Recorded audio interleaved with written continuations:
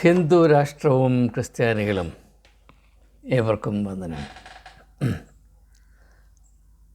ദീർഘനാളുകളായി നാം പ്രതീക്ഷിച്ചിരുന്നത് പോലെ, അല്ലെങ്കിൽ വ്യാകുലപ്പെട്ടിരുന്നത് പോലെ, അല്ലെങ്കിൽ ഭയന്നിരുന്നത് പോലെ, അല്ലെങ്കിൽ ശങ്കിച്ചിരുന്നത് പോലെ ഹിന്ദു രാഷ്ട്രം ഒരു യാഥാർത്ഥ്യമായി തീർന്നു കഴിഞ്ഞിരിക്കുന്നു. ജനുവരി 22 അയോധ്യയിൽ രാമക്ഷേത്ര ഉദ്ഘാടനത്തോടുകൂടെ അതൊരു പ്രഖ്യാപിത യാഥാർത്ഥ്യമായി തീർന്നിരിക്കുന്നു എന്നത് ഏവർക്കും ബോധ്യമുള്ളതാണ്. ഈ ഒരു സാഹചര്യത്തിൽ മതന്യൂനപക്ഷങ്ങളിൽ ഒന്നായ ക്രിസ്തീയ സമൂഹത്തിന് ഏതെങ്കിലും കാരണവശാൽ അസൗകര്യമോ പ്രയാസമോ പ്രതികൂലമോ ഉണ്ടാകേണ്ട കാര്യമുണ്ടോ? ഇതാണ് നമ്മുടെ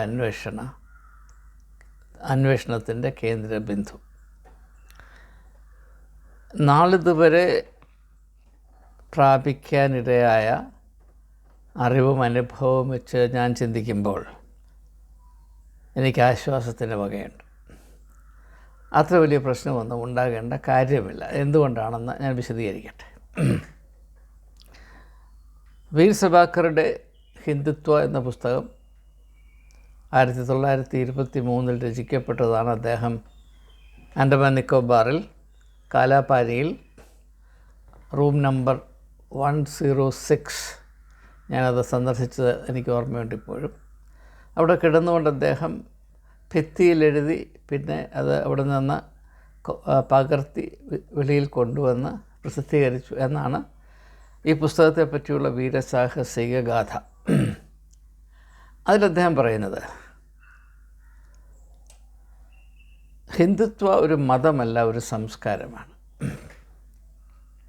ഹിന്ദുമതവും ഹിന്ദുത്വവും തമ്മിൽ ഗണ്യമായ, കാതലായ, റാഡിക്കലായിട്ടുള്ള വ്യത്യാസമാണ്.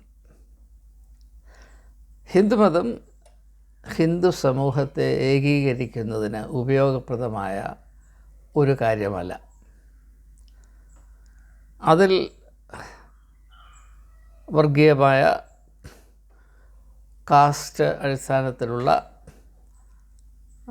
ഐക്യരാഹിത്യം സ്ഥാപിക്കപ്പെട്ടിരിക്കുകയാണ്. അതുകൊണ്ട് അത് ഉപയോഗിച്ച് ഭാരതത്തിലുള്ള എല്ലാ ഹിന്ദുക്കളെയും ഒരേ കൊടിക്കീഴിൽ കൊണ്ടുവരിക അസാധ്യമാകയാൽ മതത്തിൽ നിന്ന് സംസ്കാരത്തിലേക്ക് ശ്രദ്ധ മാറ്റി സ്ഥാപിച്ചിട്ട് ഭാരത സംസ്കാരം ഭാരതത്തിലുള്ള എല്ലാവരെയും ഒന്നാക്കി തീർക്കാൻ പര്യാപ്തമായ ഒരു ഘടകമായി പരിഗണിക്കുകയും ഭാരതത്തിൽ വസിക്കുന്ന എല്ലാവരും ഹിന്ദു സംസ്കാരം സ്വീകരിപ്പാനും അതനുസരിച്ച് അവിടെ ജീവിതത്തെ ക്രമീകരിക്കാനും ബാധ്യസ്ഥരാണ് എന്ന ഒരു വ്യവസ്ഥിതി സൃഷ്ടിക്കുകയും ചെയ്യുകയാണ് ഹിന്ദുത്വയുടെ ലക്ഷ്യമെന്ന് അദ്ദേഹം ആ പുസ്തകത്തിൽ എഴുതിയിട്ടുണ്ട്. നിങ്ങൾ വായിച്ചാൽ ഞാൻ പറയുന്നതാണ് സത്യമെന്ന് ബോധ്യപ്പെടും. ഇത് ശരിക്കും ഗ്രഹിച്ച LK അദ്വാനിയാണ് ഭാരതത്തിൽ ക്രിസ്ത്യാനികളും മുസ്ലിങ്ങളും അവർക്ക് ഇവിടെ വസിക്കാൻ താല്പര്യമുണ്ടെങ്കിൽ സംസ്കാരം കൊണ്ട് അവർ ഹിന്ദുക്കളാണെന്ന് അവർ പ്രഖ്യാപിക്കണം. അതുകൊണ്ട് അവർ ക്രിസ്ത്യൻസ് എന്നല്ല പറയേണ്ടത്, ഹിന്ദു ക്രിസ്ത്യൻസ്, മുസ്ലിങ്ങൾ എന്നല്ല പറയേണ്ടത്, ഹിന്ദു മുസ്ലിംസ് എന്ന് പറയണം. ഇത് സത്യസന്ധമായ നിലപാടാണ്. എനിക്ക് താത്വികമായി എന്നോട് യാതൊരു വിയോജിപ്പുമില്ല. ഹിന്ദുത്വയുടെ ദർശനം നാം സ്വീകരിച്ചു കഴിഞ്ഞാൽ പിന്നെ അതിൽ നിന്ന് താത്വികമായി ഉള്ളെടുക്കുന്ന ഒരു നിർബന്ധമാണ് LK അദ്വാനി വളരെ ലളിതമായ ഭാഷയിൽ ഒന്നും വളച്ച് ഒടിക്കാതെ അദ്ദേഹം നമുക്ക് വിശദീകരിച്ച് തന്നിട്ടുള്ളത്. നമ്മുടെ ചിന്താവിഷയം അങ്ങനെ ഇതാ സംഭവിച്ചു കഴിഞ്ഞിരിക്കുന്നു. അതിൻ്റെ ആരംഭം സംഭവിച്ചു കഴിഞ്ഞിരിക്കുന്നു. ഇപ്പോൾ ഒരാരംഭം ഉണ്ടായിട്ട് അതിൻ്റെ പൂർണ്ണ രൂപം വെളിപ്പെട്ട് വരാൻ അല്പസമയം എടുക്കുമെന്ന് നമുക്കറിയാം. ഇന്ത്യ പോലെയുള്ളൊരു വലിയ രാജ്യത്ത് അതിന് അല്പസമയം എടുക്കും, പക്ഷേ അധിക സമയം എടുക്കുകയില്ല എന്ന് നമുക്കറിയാം. അപ്പോൾ അതുകൊണ്ട് അതൊരു യാഥാർത്ഥ്യമാണ് എന്ന് മനസ്സിലാക്കിയിട്ട് ഈ ഒരു പുതിയതായി ഉള്ളെടുത്ത സാഹചര്യത്തിൽ ക്രിസ്തീയ വിശ്വാസികളുടെ അവസ്ഥ എന്തായിരിക്കും, അവർക്ക് എന്തെങ്കിലും പ്രശ്നമുണ്ടാകുമോ എന്നതാണ് നമ്മുടെ ചിന്ത. ഈ ഒരു വിഷയത്തെപ്പറ്റി നിങ്ങൾക്ക് താല്പര്യമുണ്ടാകുമെന്നാണ് ഞാൻ കരുതുന്നത്. എന്തുകൊണ്ടാണ് ഞാൻ ഒരു പ്രശ്നവും ഉണ്ടാകുകയില്ല എന്ന് പറയുന്നതിൻ്റെ കാര്യം? അപ്പോൾ നിങ്ങൾക്ക് വേണമെങ്കിൽ പറയാം, പിന്നെ ക്രിസ്ത്യാനികളെ എന്തിനാണ് ഇത്ര പീഡിപ്പിച്ചത്? ഓസ്ട്രേലിയൻ മിഷണറി ഗ്രഹാം സ്റ്റെയിൻസ് അങ്ങനെയുള്ള ആളുകളെയൊക്കെ ചുട്ടുകരിച്ചു കൊന്നു, എത്രയോ കന്യാസ്ത്രീകളെ അപമാനിച്ചു, ബലാത്സംഗം ചെയ്തു, പള്ളികളെ ആക്രമിച്ചു, മിഷണറിമാരെ തല്ലി പദം വരുത്തി. കന്തമാൽ പോലെയുള്ള സ്ഥലങ്ങളിൽ, ഗുജറാത്തിലെ ഡാങ്, കന്തമാൽ ഒറീസയിലാണ്, ഗുജറാത്തിലെ ഡാങ് പോലെയുള്ള സ്ഥലങ്ങളിൽ, ഉത്തരേന്ത്യയിൽ പലയിടങ്ങളിൽ ഈ പ്രശ്നങ്ങൾ, ഇപ്പോൾ ദക്ഷിണേന്ത്യയിലോട്ട് വന്ന കർണാടകയിൽ പോലും ഇങ്ങനെ വളരെയധികം പ്രശ്നങ്ങൾ നമുക്ക്. പിന്നെ എന്തുകൊണ്ടാണ് ഞാൻ പറയുന്നത് ഹിന്ദു രാഷ്ട്രത്തിൽ ക്രിസ്ത്യാനികൾക്ക് ഒരു പ്രശ്നവും വരേണ്ട ആവശ്യമില്ല എന്ന് പറയുന്നത്? അത് തീർച്ചയായും നിങ്ങൾക്കത് അറിയാൻ കൗതുകമുണ്ട് എന്നാണ് ഞാൻ കരുതുന്നത്. എൻ്റെ അഭിപ്രായം ഒന്ന് മാത്രമാണ്.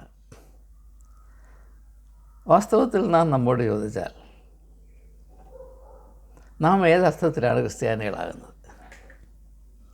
അല്ലെങ്കിൽ കുറച്ചുകൂടി വ്യക്തമായി ചോദിച്ചാൽ, ക്രിസ്ത്യാനികൾ എന്ന് അവകാശപ്പെടുന്ന നമ്മുടെ സംസ്കാരം എന്താണ്? ഇവിടുത്തെ പ്രശ്നം സംസ്കാരമാണല്ലോ. നമ്മുടെ സംസ്കാരം എന്താണ്? നമുക്കങ്ങനെ ക്രിസ്തീയമായൊരു സംസ്കാരമുണ്ടോ? അങ്ങനെ ഒരു സംസ്കാരമുണ്ടെങ്കിൽ അതിൻ്റെ ഉള്ളടക്കം എന്താണ്? അതിൻ്റെ സ്വഭാവം എന്താണ്? രുചിയും രൂപവും മണവും ഗുണവും എന്താണ് എന്ന് ആരെങ്കിലും നമ്മളോട് ചോദിച്ചാൽ നമുക്ക് എന്ത് ഉത്തരമുണ്ടാകും? വിവിധ സഭകളിൽ ഉൾപ്പെട്ടിരിക്കുന്ന ഇപ്പോൾ കത്തോലിക്ക, സഭോട്ട്, പെന്തക്കോസ്ത് വരെയുള്ള സഭകളിൽ പരന്നു കിടക്കുന്ന ക്രിസ്ത്യാനികൾ, അവരെല്ലാം ക്രിസ്ത്യാനികളാണെന്നല്ല പറയുന്നത്. അങ്ങനെ ക്രിസ്തീയമായൊരു സംസ്കാരമുണ്ടെന്നും പറയുന്നു. ഒരു 10 പേരെ അല്ലെങ്കിൽ 20 പേരെ വിവിധ സഭകളുടെ പ്രതിനിധികളായി വിളിച്ചു നിർത്തി ഓരോരുത്തരോട് നിങ്ങളൊന്ന് ചോദിച്ചു നോക്കി, ക്രിസ്തീയ സംസ്കാരം എന്നതുകൊണ്ട് നിങ്ങൾ എന്താണ് മനസ്സിലാക്കിയിരിക്കും? മനസ്സിലാക്കിയ അനുസരിച്ചല്ലേ ജീവിക്കാനൊക്കത്തുള്ളൂ. നിങ്ങളുടെ ക്രിസ്തീയ സംസ്കാരം എന്ന് പറഞ്ഞാൽ അർത്ഥം എന്താണ്? പക്ഷെ ഒരു പക്ഷേ അവർ പറയും, കുരിശ് ഞങ്ങളുടെ അടയാളമാണ് എന്ന് പറയും. ഞാൻ 2 ഉദാഹരണം മാത്രം ഉപയോഗിച്ച് ചിന്തിക്കാൻ പോകുകയാണ്, അല്ലെങ്കിൽ സമയം കൈവിട്ടു പോകുമെന്നതുകൊണ്ട് ബാക്കി നിങ്ങൾ ചിന്തിക്കാൻ വിട്ടുതരികയാണ്. കാരണം ചിന്താശക്തിയുള്ളവർ മാത്രമാണ് ഈ യൂട്യൂബ് സംഗമത്തിൽ പങ്കെടുക്കുന്നതെന്ന് എനിക്ക് വളരെ ആശ്വാസം നൽകുന്ന ഒരു യാഥാർത്ഥ്യമാണ്. അപ്പോൾ ക്രിസ്ത്യാനികളെ പൊതുവായി തിരിച്ചറിയുന്നത് അവർക്ക് കുരിശുണ്ട് എന്നതാണ്. കുരിശിനെ എപ്രകാരം നമ്മൾ ഉപയോഗിക്കുന്നു, ക്രൂശിനെ ഏതർത്ഥത്തിൽ നാം മനസ്സിലാക്കുന്നു, എപ്രകാരം അത് മായി ബന്ധം പുലർത്തുന്നു, ഇതൊക്കെ നാം ചിന്തിക്കേണ്ട വിഷയം തന്നെയാണ്.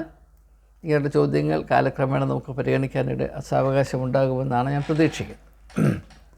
അപ്പോൾ ക്രൂശ് ഹിന്ദു സംസ്കാരത്തിൽ വരുമ്പോൾ അവിടെ തൃശ്ശൂരുണ്ട്, ക്രോസും തൃശ്ശൂരും. അപ്പം നമുക്ക് ക്രിസ്ത്യാനികൾക്ക് കുരിശുണ്ട് എന്ന് പറയുമ്പോൾ സാംസ്കാരികമായി അത് എന്ത് വ്യത്യാസമാണ് അല്ലെങ്കിൽ എന്ത് പ്രത്യേകതയാണ് നമുക്ക് പ്രദാനം ചെയ്യുന്നത്?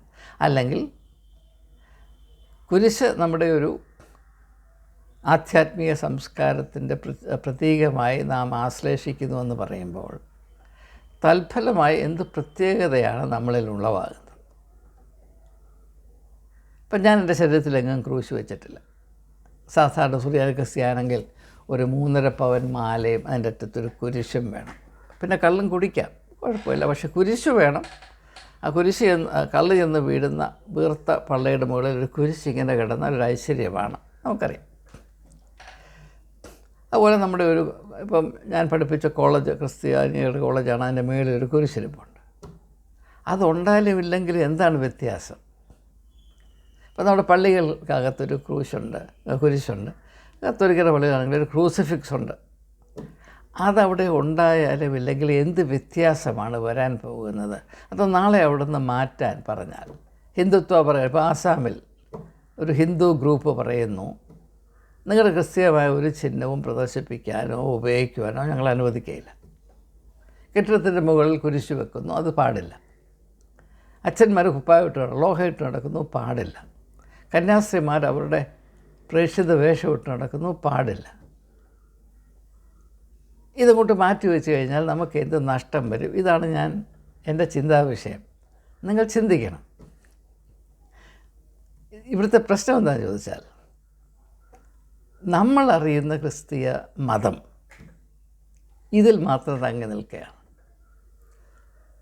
ഒരു ക്രിസ്ത്യാനിയുടെ സ്കൂളാണെങ്കിൽ, കോളേജാണെങ്കിൽ അതിൻ്റെ മുകളിലൊരു കുരിശ് വേണം. ഒരു ക്രിസ്ത്യൻ ആരാധനാലയമാണെങ്കിൽ അതിൻ്റെ മുകളിലൊരു കുരിശ് വേണം, അല്ലെങ്കിൽ എവിടെയെങ്കിലും ഒരു കുരിശ് വേണം. ഒരച്ഛനാണെങ്കിൽ 5.5 മീറ്റർ തുണി വേണം. ഒരു കന്യാസ്ത്രീ ആണെങ്കിൽ അതിൻ്റേതായ ഡ്രസ്സ് വേണം. ഇതിനപ്പുറത്ത് നാം അന്വേഷിക്കുന്നില്ല. അപ്പോൾ അതുകൊണ്ട് നാളെ അച്ഛൻ കുപ്പായം ഇടരുത് എന്ന് പറഞ്ഞാൽ അതുകൊണ്ട് വലിയ ആകാശം ഇടിഞ്ഞ് വീഴുന്ന പോലെ നമുക്ക് തോന്നും. എനിക്കങ്ങനെ തോന്നുന്നില്ല. കാരണം 5.5 മീറ്റർ തുണിയിൽ ഒതുങ്ങി നിൽക്കുന്ന ഒരു പൗരോഹിത്യത്തിന് ഞാൻ ഒരു നക്കാപ്പിച്ചയുടെ വില കൽപ്പിച്ചിട്ടില്ല. ആത്മീകമായ വെളിച്ചം ഉൾക്കൊള്ളാതെ തുണിത്തരത്തിൽ മാത്രം ഒതുക്കി നിർത്തിയിരിക്കുന്ന ഒരു പൗരോഹിത്യമില്ല. അത് അപഹാസ്യമാണ്. അതിന് പകരം സന്യാസിമാരിടുന്ന കാവ്യവസ്ത്രം ഇടണം എന്ന് നിർബന്ധിച്ചാൽ ഇട്ടുകൊള്ളണമെന്നാണ് ഞാൻ പറയുന്നത്. കാരണം അതാണെങ്കിലും ഇതാണെങ്കിലും നാണം പറഞ്ഞാൽ പോരെ. നാണമുണ്ടെങ്കിൽ, അത് സംശയമാണ്. നാണമുണ്ടെങ്കിൽ നാണം പറഞ്ഞാൽ പോരെ. ഒരുപക്ഷെ നിങ്ങൾക്കറിയാൻ മേത്തൊരു ചെറിയ കാര്യം ഞാൻ പറയാം. എന്തുകൊണ്ടാണ് ഹിന്ദു സന്യാസിമാരുടെ വേഷം കാവ്യയായത്? പക്ഷേ സംഘപരിവാരോട് ചോദിച്ചാൽ അവർ പറയുമോ എന്നെനിക്ക് സംശയമാണ്. ഹിന്ദു സന്യാസിമാർ സർവ്വസംഘ പരിത്യാഗികളാണ്. അവർക്ക് ഈ ലോകത്തിൽ ഒന്നും സ്വന്തമായി ഉണ്ടാകാൻ പാടില്ല. ആകെയുള്ളത് ഈ ഉടുത്തിരിക്കുന്ന തുണിയായിരിക്കും. അതുകൊണ്ട് നടക്കുന്ന കൂട്ടത്തിൽ പോയി മണ്ണിൽ കിടന്നുറങ്ങേണ്ടി വരും. അപ്പം മണ്ണിൻ്റെ നിറമായാൽ കുറച്ചുകൂടെ പ്രയോജനപ്പെടും എന്നത് ഇതൊരു പ്രാക്ടിക്കലായിട്ടുള്ള ഒരു അറേഞ്ച്മെൻറ്റാണിത്. അല്ലാതെ ഇതിനകത്ത് വേറെ കാര്യമൊന്നുമില്ല. അപ്പോൾ നമ്മളതിനകത്തോട് വലിയ കാര്യം. ഇപ്പോൾ ഒരു ക്രിസ്ത്യൻ പുരോഹിതൻ്റെ കുപ്പായം വെള്ളയാണ്. എന്തിനാണ് വെള്ളയാകുന്നത്? വെള്ള പരിശുദ്ധിയുടെ നിറമാണ് എന്ന് പറഞ്ഞുകൊണ്ട് ഒരു പുരോഹിതൻ പരിശുദ്ധനാകുമോ എന്ന് നിങ്ങൾ വിചാരിക്കുന്നുണ്ടോ? ഇതൊക്കെ വെറും മിഥ്യയാണ്. അപ്പോൾ ഇവിടെ ക്രൂശ് ഇരിക്കുന്നു, അവിടെ ഹിന്ദുക്കളുടെ തൃശ്ശൂലിരിക്കുന്നു. നമുക്ക് കുരിശ് എന്താണോ അത് അവർക്ക് തൃശ്ശൂർ. ഒരു പക്ഷേ ഹിന്ദുക്കൾ എല്ലാവർക്കുമില്ല. ശിവനെ ആരാധിക്കുന്ന ഷൈവൈറ്റ്സ് എന്ന് പറയും. ഷൈവൈറ്റ്സ് ശിവൻ്റെ അടയാളമാണ് ഈ തൃശ്ശൂൽ. സംസ്കൃതത്തിൽ തൃശ്ശൂല, മലയാളത്തിൽ തൃശ്ശൂലം, ഹിന്ദിയിലും തൃശ്ശൂലം എന്നാണ് പറയുന്നത്. അപ്പോൾ തൃശ്ശൂലം എന്ന് പറയുന്നത് എന്ന് പറഞ്ഞാൽ 3, ശൂലം എന്ന് പറഞ്ഞാൽ മുള്ള്, എ ഷാർപ്പ് പോയിൻറ്റഡ് നെയിൽ, ശൂലം. ഇത് 3. അപ്പോൾ ഇതിൻ്റെ അർത്ഥം എന്താണ് എന്ന് ഹിന്ദുക്കളോട് ചോദിച്ചാൽ അവർ പറയും ഇത്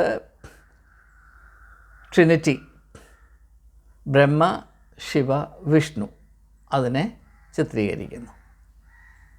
ബ്രഹ്മ, ശിവ, വിഷ്ണു, ക്രിയേറ്റർ, സസ്റ്റെയിനർ, ഡിസ്ട്രോയർ എന്താ പറയും. പിന്നെ എന്തുകൊണ്ടാണ് ശിവൻ്റെ മാത്രം പ്രത്യേകത ആയതെന്ന് ചോദിക്കരുത്, അങ്ങനെ ചോദിക്കേണ്ട കാര്യമില്ല എന്ന് പറയും. പോട്ടെ, അത് ഞാനങ്ങ് മാറ്റി വെക്കുകയാണ്. എന്നാൽ മറ്റുള്ളവർ ചോദിച്ചാൽ അവർ പറയും ഇത് ശരീരം, മനസ്സ്, ആത്മാവ് ഇതിനെ ചിത്രീകരിക്കുന്നു.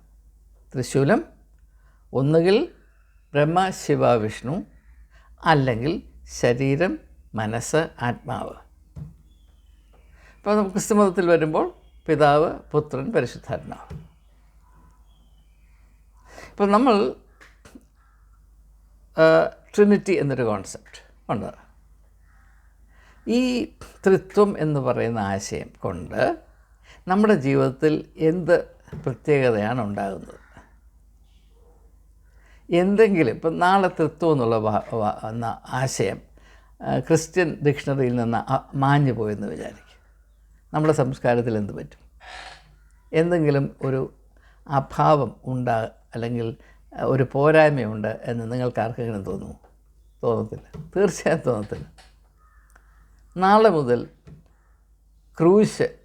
കുരിശ് ആരും വെളിയിൽ കാണിക്കരുത് എന്നൊരു നിയമം വന്നു, ഹിന്ദു രാഷ്ട്ര നിയമം വന്നു. എന്തെങ്കിലും പ്രശ്നം വരേണ്ട കാര്യമുണ്ടോ? നമ്മുടെ ഇപ്പോഴത്തെ പോക്കനുസരിച്ച് കുരിശിന് അർത്ഥമില്ല എന്നല്ല ഞാൻ പറയുന്ന ആശയം തെറ്റിദ്ധരിക്കരുത്. ഞാൻ പറയുന്നത് ക്രിസ്തു മതത്തിൻ്റെ ഏറ്റവും പ്രത്യേകതയുള്ള അടയാളങ്ങളായ കുരിശ് ഇങ്ങനെയുള്ള കാര്യങ്ങളും നാം ജീവിക്കുന്ന സംസ്കാരം, ക്രിസ്തീയ സംസ്കാരമെന്ന് നാം സങ്കല്പിച്ചിരിക്കുന്ന ഇതുമായി പുലബന്ധം പോലുമില്ല എന്ന യാഥാർത്ഥ്യം ബോധ്യപ്പെടുത്താനാണ് ഞാൻ ഈ കാര്യം പറയുന്നത്. അല്ലാതെ ക്രൂശിന് അർത്ഥമില്ലെന്നോ ക്രൂശിന് വിലയില്ലെന്നോ ആത്മീയതയില്ലെന്നോ ഒന്നുമല്ല എൻ്റെ പക്ഷം. ദയവായി തെറ്റിദ്ധരിക്കരുത്. പക്ഷെ അതും നമ്മളുമായി ബന്ധമില്ല എന്ന് പറഞ്ഞാൽ ഞാനിനി വ്യക്തമായി പറയട്ടെ, നമുക്ക് ക്രിസ്തീയമായൊരു സംസ്കാരമില്ല. നമ്മുടെ സംസ്കാരം തികച്ചും 100% ലൗകികമാണ്. നാം ലോകത്തിൻ്റെ പ്രലോഭനങ്ങൾക്കും അതിൻ്റെ തത്വങ്ങൾക്കും അതിൻ്റെ ഉൾവലികൾക്കും തത്വങ്ങൾക്കും അനുസരിച്ച് മാത്രം നാം ജീവിക്കുന്നു. നമ്മുടെ ജീവിത ശൈലി, നമ്മുടെ ജീവിതത്തിൻ്റെ ഘടകങ്ങൾ, നാം ആശ്രയിക്കുന്ന പദാർത്ഥങ്ങൾ, പോഷണങ്ങൾ, റിസോഴ്സസ്, നാം എന്തിനു വേണ്ടി ജീവിക്കുന്നു എന്നത്, ഇതൊക്കെ ഒന്ന് പരിശോധിച്ചാൽ അല്പം സത്യസന്ധത നമ്മളുണ്ടെങ്കിൽ നമ്മൾ പറയും നമ്മൾ ലൗകികമായ കാര്യങ്ങൾ കൊണ്ടും ലൗകികമായ ലക്ഷ്യങ്ങൾക്ക് വേണ്ടിയും മാത്രമാണ് ജീവിക്കുന്നത്. അതിന് കോട്ടം വരാതിരിക്കാൻ ദൈവത്തെ വിളിക്കണമെങ്കിൽ വിളിച്ചിരിക്കും, അല്ലെങ്കിൽ നാം വിളിക്കുകയില്ല. യാതൊരു സംശയവും എൻ്റെ മനസ്സിൽ ഇതിനെപ്പറ്റിയില്ല. അപ്പോൾ അങ്ങനെ ഇരിക്കുമ്പോൾ ഇതാണ് സത്യമെങ്കിൽ, ഇതാണ് സത്യമെന്നത് 100% എനിക്ക് ബോധ്യമുള്ളതാണ്. ഇതാണ് സത്യമെങ്കിൽ ആ ക്രൂശിൻ്റെ സ്ഥാനത്ത് നാളെ തൃശ്ശൂലം നിങ്ങൾ വെക്കണം എന്ന് പറഞ്ഞാൽ എന്തിനാണ് ഈ അനാവശ്യമായി ശ്വാസം മുട്ടുന്നത്? ഇതാണ് എനിക്ക് ചോദിക്കാറുള്ളത്. അവിടെ ക്രൂശിരിക്കുന്നു. ഞാൻ സെൻറ്റ് സ്റ്റീഫൻസ് കോളേജിൻ്റെ അക്കാഡമിക് ബ്ലോക്കിൻ്റെ മുകളിൽ ഞാൻ എപ്പോഴും ചിന്തിച്ചിട്ടുള്ള കാര്യമാണ്. അതുകൊണ്ടാണിത് പറയാൻ എനിക്ക് യാതൊരു മടിയുമില്ല. അതിൻ്റെ മുകളിൽ ഒരു കുരിശിരിപ്പുണ്ട്. ആ കുരിശ് അവിടെ ഇരിക്കുന്നു എന്നുള്ളത് ഈ കോളേജിൽ പഠിപ്പിക്കുന്ന ഒരു അധ്യാപകനും അവിടെ അതിന് നേതൃത്വം നൽകുന്ന ഒരു പ്രിൻസിപ്പലും ചിന്തിക്കാറില്ല.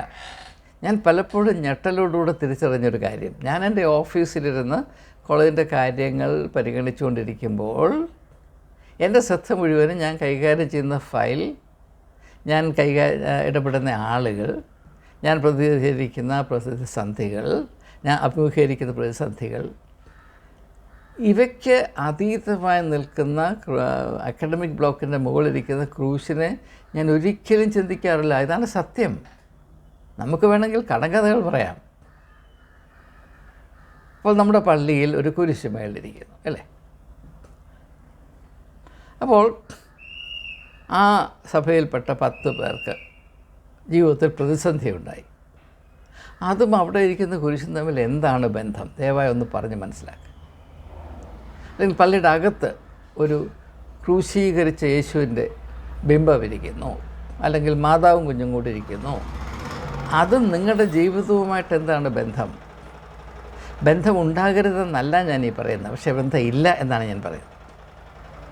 നാം ജീവിക്കുന്ന സംസ്കാരവും നാം പറയുന്ന കാര്യങ്ങളുമായി പുലബന്ധം പോലുമില്ല എന്ന സത്യം നാം ഈ കാലത്തെങ്കിലും തിരിച്ചറിയണമെന്നതാണ് എൻ്റെ പക്ഷം.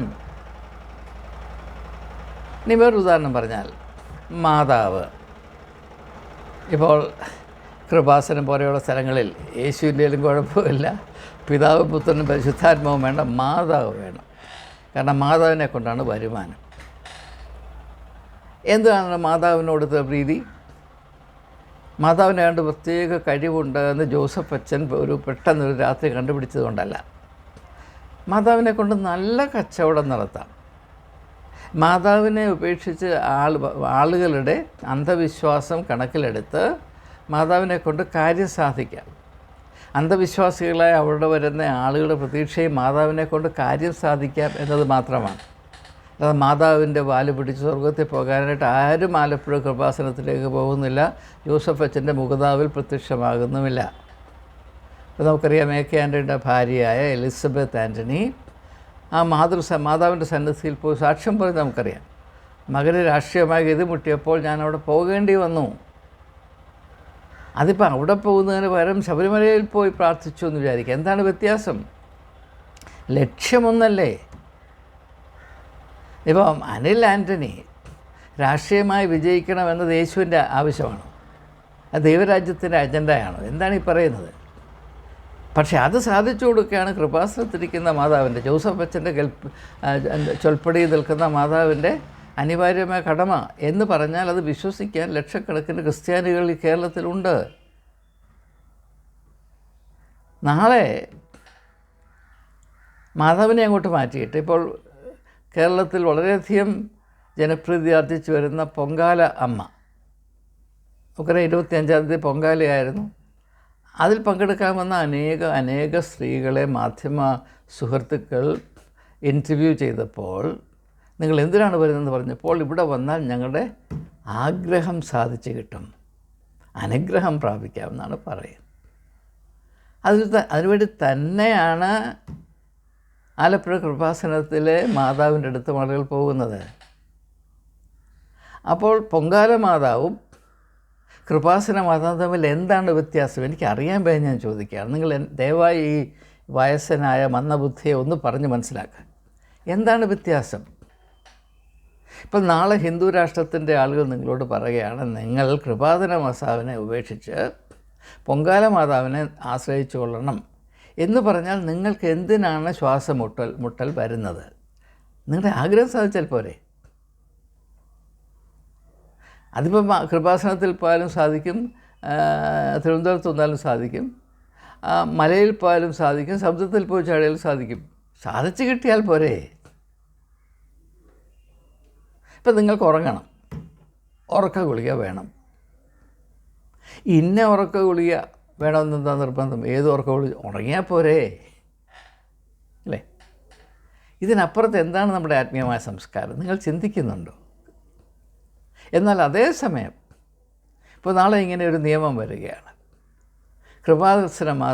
കൃപാസന മാതാവിന് പകരം പൊങ്കാല അമ്മയെ നിങ്ങൾ നമ്പണം എന്ന ഒരു നിയമം വരികയാണെങ്കിൽ പള്ളിയച്ചന്മാർ മണിയടിക്കും, വിശ്വാസികളെ വിളിച്ചുകൂട്ടും, അവിടെ കുറുവടി കൊടുക്കും, വിശ്വാസ സംരക്ഷണം എന്ന് പറയും. എന്ത് വിശ്വാസമാണോ ഇത്? ആര് പടച്ചുണ്ടാക്കിയ വിശ്വാസമോ ഇത്? നിങ്ങൾ ചിന്തിക്കണം. നാം ക്രൂശിനെ കാണുന്നതും ഹിന്ദുക്കൾ തൃശ്ശൂലിനെ കാണുന്നതും തമ്മിൽ എന്താണ് വ്യത്യാസം? തൃശ്ശൂൽ അവർ രാഷ്ട്രീയ ആയുധമായി ഉപയോഗിക്കുന്നു. ക്രിസ്ത്യൻ വിശ്വാസത്തിൻ്റെ ചരിത്രത്തിൽ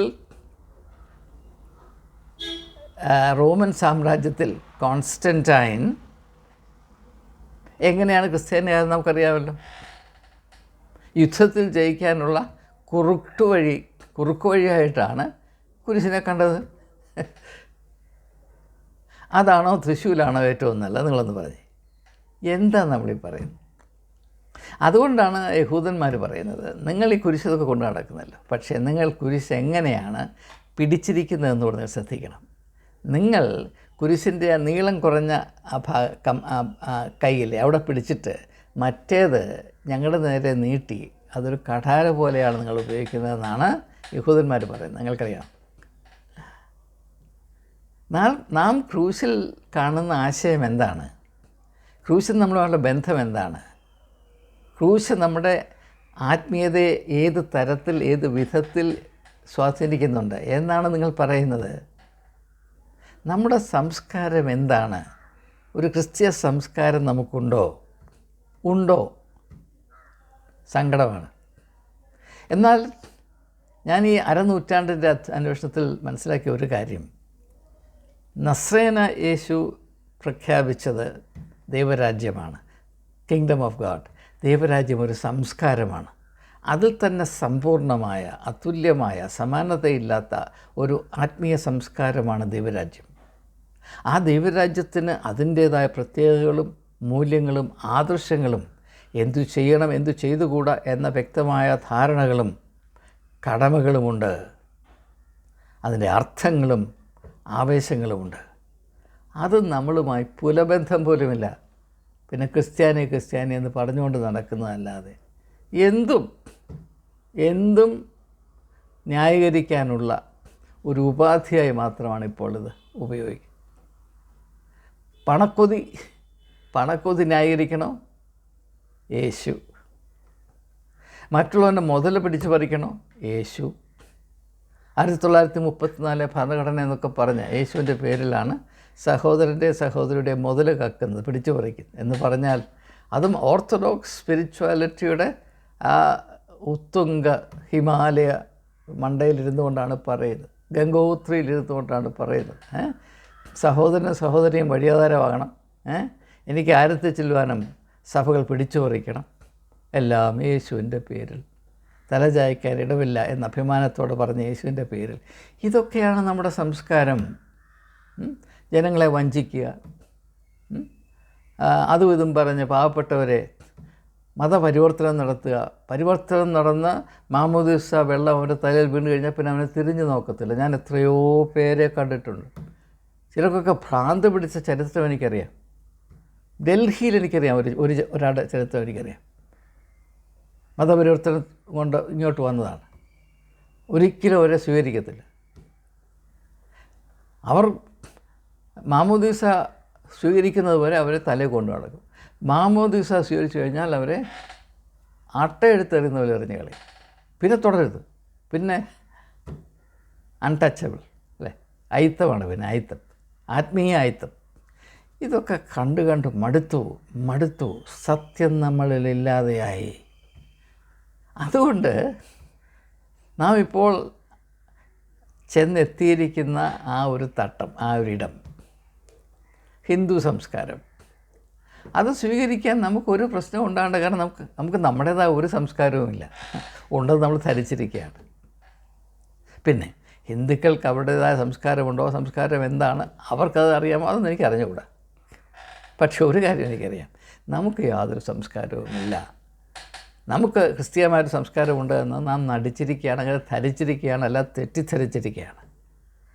എന്നാൽ അതിമനോഹരമായൊരു സംസ്കാരമുണ്ട്. അത് സുവിശേഷത്തിൻ്റെ സംസ്കാരമാണ്. അത് ഈ ലോകത്തിന് ലഭിക്കാവുന്ന ഏറ്റവും വലിയ അനുഗ്രഹവും ഏറ്റവും വലിയ അനുഭൂതിയുമാണ്. യാതൊരു സംശയവും എനിക്കില്ല. അതിൻ്റെ ഒരു അംശത്തെങ്കിലും അതിൻ്റെ ഒന്ന് അടുത്ത് വരുവാൻ എനിക്ക് കഴിഞ്ഞിരുന്നുവെങ്കിൽ എന്ന് ഞാൻ വളരെ ആഗ്രഹിക്കാറുണ്ട്.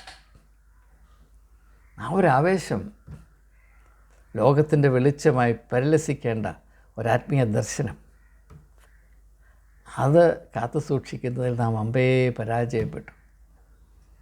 നമ്മളെന്താണ് നമുക്കറിയാൻ വയ്യാതെ പോയി. വെറും ഭ്രാന്താലയം നാം സൃഷ്ടിച്ചു. സങ്കടം കൊണ്ട് പറഞ്ഞു പോകുന്നതാണ്, ക്ഷമിക്കണം.